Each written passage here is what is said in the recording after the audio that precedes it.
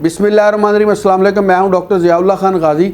आज हम बात करेंगे जिन बच्चों के पेट के अंदर कीड़े होते हैं, यानी कि वर्म्स होते हैं, ऐसे चूने भी कहते हैं, और जिसकी वजह से उनको पेट के अंदर दर्द वगैरह भी होता है और अक्सर तकलीफ़ में रहते हैं। उनका पेट ख़राब हो जाता है, कभी मोशन वगैरह लग जाते हैं, कभी उनको कब्ज़ वगैरह हो जाती है। तो बच्चों के पेट के कीड़े के लिए इंतहाई मौसर जो होम्योपैथिक दवा है वो है साइना। साइना को अगर छोटी ताकत के अंदर इस्तेमाल किया जाए मतवातर कुछ अर्सा, तो बच्चे या बच्चियाँ जिनके भी पेट के अंदर कीड़े होते हैं वो इससे ठीक हो जाते हैं।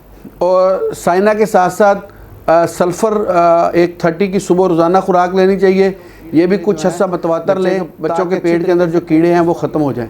बहुत शुक्रिया, अपना ख्याल रखिएगा और हमारे इस चैनल का भी ख्याल रखिएगा। इसी तरह की इन्फॉर्मेटिव वीडियो मैं आपके लिए बनाता रहूँगा। अल्लाह हाफिज़।